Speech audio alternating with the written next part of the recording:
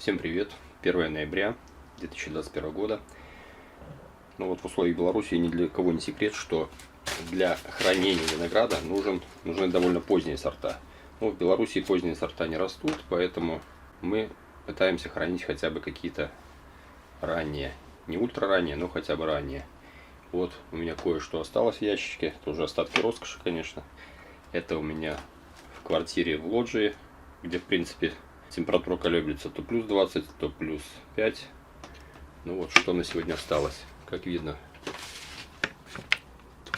не очень все, конечно, красиво и качественно, но кое-что еще осталось. Вот перебрал, поудалял. И что у меня осталось? В общем, сохранилось более-менее. Это у меня элегант. У него товарность сохранилась. Ну, опять же, условия жесткие, я бы сказал. Они не годятся для такого хранения, конечно.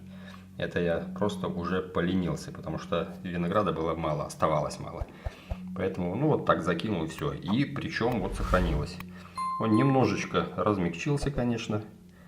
Вот еще гнилую проморгал, но это не суть. В общем, элегант и Аркадия. Аркадия у меня в этом году не очень симпатичная, какая-то в пятнышке, в конопушке, но она сохранилась. Она, кстати, я уже не первый раз экспериментирую так.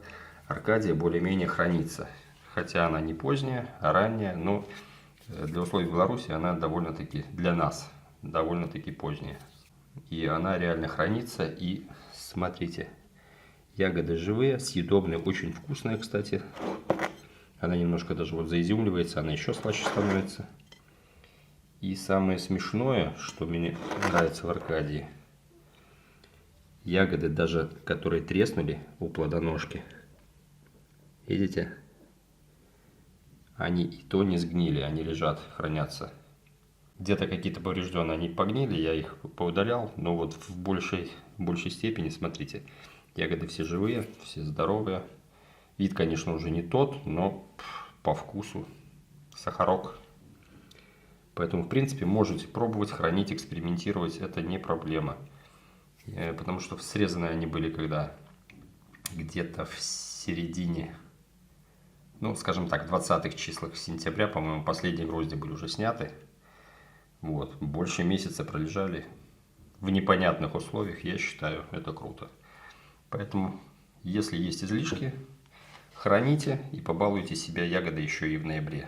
А кому повезет, если нормально хранить в условиях там холодильника, если заморочиться, или в подвале, то я думаю, может быть, и до Нового года у кого-то протянет. Ну, смотрите, треснутых ягод, кстати, немало. Я уже не первую и не вторую вижу. Вот, видите, тут трещинка в основании, ее даже не сразу было видно. Вот трещинка, вот трещинка. И при этом они все равно сохранились и не погнили. Вот чем мне нравится Аркадия. Это реально сорт с большой буквы. Так что вот садите Аркадию и будете довольны. Но, правда, многие северяне жалуются, что у них она не набирает кондиции. Но в условиях Минской области, как бы центр Беларуси и южнее, вообще проблем с ней нет. И по вкусу, и, кстати, по вызреванию лозы. В этом году лоза вызрела как ни один другой сорт и форма, которая уже проверенная временем. Вот реально Аркадия, она выдержала все катаклизмы, холода, дожди, треск и так далее. По трещинам у нее было очень мало треска.